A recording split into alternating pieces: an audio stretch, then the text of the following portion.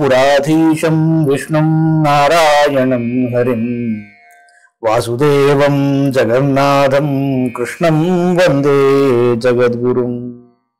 నారాయణీయంలోని 64వ దశకంలో ఉన్నాం.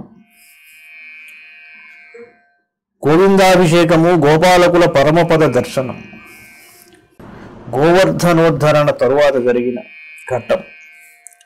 ఆలోక్య శైలోద్ధరణాది రూపం ప్రభావముచ్చైస్తవ గోపలోకాః విశ్వేశ్వరం త్వామభిమత్య విశ్వే నందం భవజ్జాతకమన్వపృచ్ఛన్.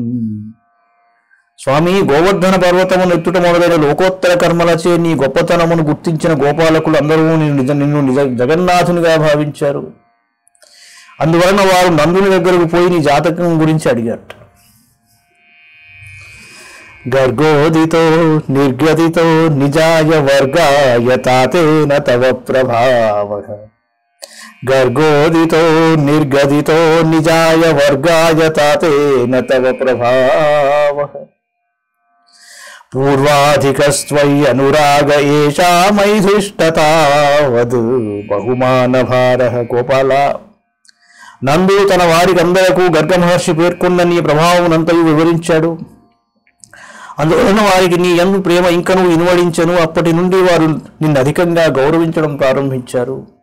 తతోవమానోదిత తత్వబోధస్సురాధిరాజస్సహ దివ్య గవ్య ఉపేత్య తుష్టావసనష్టగర్వః స్పృష్ట్వా పదాబ్జం మణిమౌళినాతే. స్వామి, ఇంద్రునకు నీ శక్తి ప్రభావములు తెలియవచ్చినందువలన అతనిలో గల గర్వమంతయు నశించింది. వెంటనే అతనికి జ్ఞానోదయమయ్యింది. అందువలన అతడు దివ్యమైన కామధేయును వెంట పెట్టుకొని వచ్చి నీ పాదముల గల మోకరిల్లి నిన్ను అనేక విధముగా స్తుతించాడయ్యా. స్నేహస్నుతైస్త్వాం సురభిః పయోభిర్గోవింద నామాంకితమభ్యషించత్ ఐరావతోపాహృత దివ్య గంగా పాథోభిరిందోపి చ జాత హర్షః. ప్రభు, కామధేనువు నిన్ను గోవిందనామముతో కీర్తించుచు నీ ఎందుగల అనురాగం చేతన పొదుగు నుండి పొంగారిన పాలతో నీకు అభిషేకం చేసింది.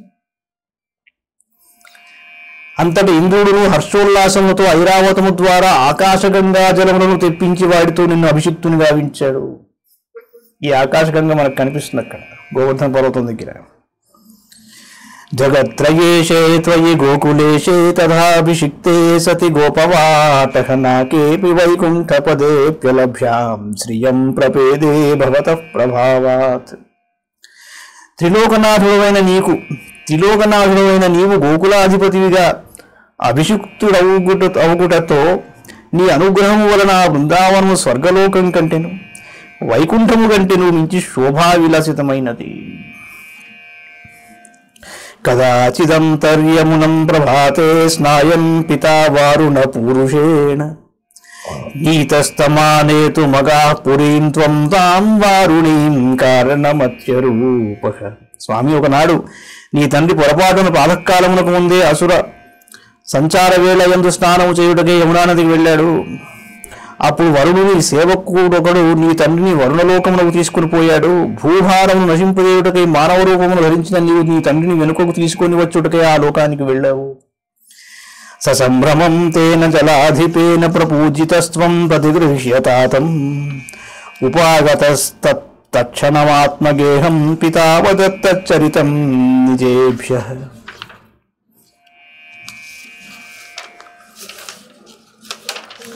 స్వామి, నీవు వరుణలోకమునకు వెళ్ళగానే వరుణుడు నిన్ను మిగుల గౌరవంతో పూజించాడు. తరువాత నీవు నీ తండ్రిని తీసుకుని వెంటనే ఇంటికి వచ్చావు.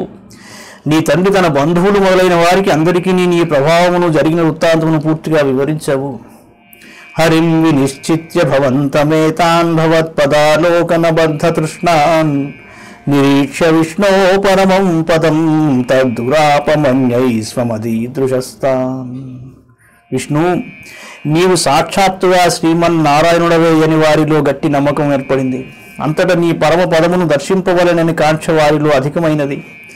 ఆ విషయమును గ్రహించిన నీవు ఇతరులెవ్వరూ చేరరాని వైకుంఠమును వారిచే దర్శింపజేశావు.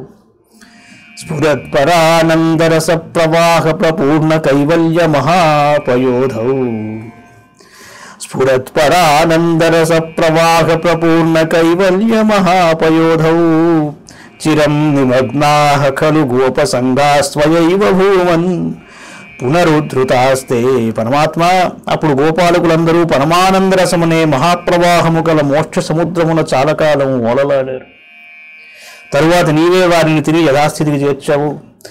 కరవదరవదేవం దేవకుత్రావతారే పరమపదమనవాప్యం దర్శితం భక్తిభాజాం.